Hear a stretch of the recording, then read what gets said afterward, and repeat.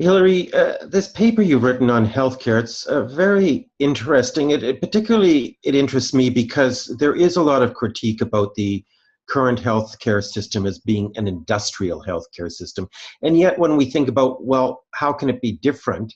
You know, what's the new paradigm for healthcare? I think that's the essence of what this paper is about. Can you tell me what the qualities are that you see this new paradigm is representing in this paper? Yeah. Hi, Steve. Thank you for both reading the paper and I think discerning what's at the heart of the matter. Let me start with more of a show or a description as opposed to just talking about the concepts of it, but we'll get there too. So last time I was with Svante Liefvergren, who's the co-author on this paper. I watched Svante in action by being part of the learning platform that he was hosting that particular day in Gothenburg. Gothenburg is in the region where this healthcare transformation is happening. And pretty much like you're saying, the transformation is from more of an industrial, but very costly model of healthcare, like we still struggle with in the United States, to one that really places relationships and trust at the heart of things. So what does that look like? It literally looked like a dozen or so people sitting around a table. Svante was master of ceremonies, and people were drinking coffee because Swedes love to drink coffee. And who was there were healthcare folks, there were physicians, there were nurses. There are also process owners, very important people in terms of bringing these healthcare folks together with their patients. So what we were seeing really was all the stakeholders, or at least representative stakeholders from healthcare, including patients. My God, when does healthcare really orient to the patient? Yeah. I have this image always of the doctor and the nurse talking about a patient when they're lying in the bed. Exactly. And here, actually, one of the questions was, what really happens, or how do we deal with patients' cancer diagnosis? And the patients brought photographs, photo voice, to point out what's life like after a serious cancer diagnosis.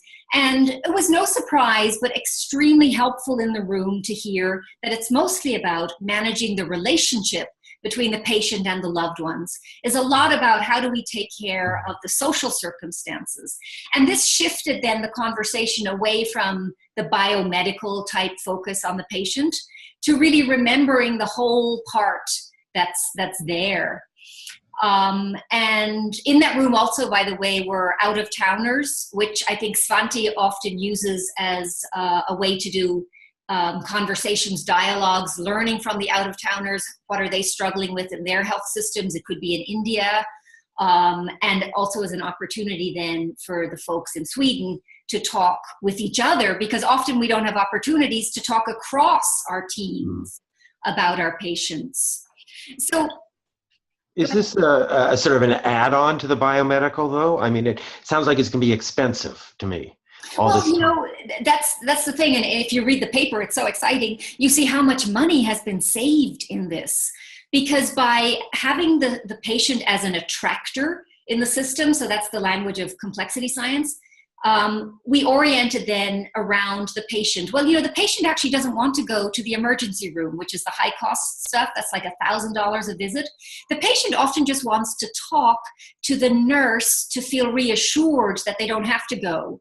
And that's a much cheaper thing, where the patient feels good, the nurse or the physician feels like they're in the loop, and we're leaving out the very expensive ER. And so what has happened over the 10 years, the decade of this action research, is that there's been a shift away from the industrial focus, if you will, on the hospital, to using mobile networks. Sweden is a very interconnected iPhone carrying kind of place, where the patient becomes the attractor.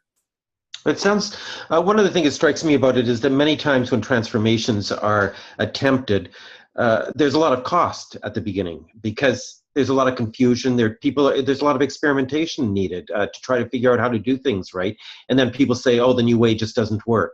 But one of the things that interested me about this paper is you are talking about a 10-year period. Mm-hmm. We're talking about a 10-year period, and I think the experiments, it's not one experiment, right? There's many experiments, and inside of the complexity worldview, therefore there's a kind of a diversity, there's an evolution, if you will. And so the positive deviance in the experiments can be amplified, and these learning platforms therefore become key, because now I can learn from what you did, what did and didn't work. And so here, I think at the heart of that is the issue of trust. And so when I talk with Svante, he says, trust is what this is all about. I have to trust you enough to also share with you what hasn't worked, right? So maybe in the beginning, when we're getting to know each other, I want you to know all of what's working, but what hasn't worked is also equally important. And Svante points to the work of Peter Strumpke in Poland, who talks about having little cells of change that go slow enough not to upset people and allow trust to build. And so indeed, we do have this decade of pretty awesome work.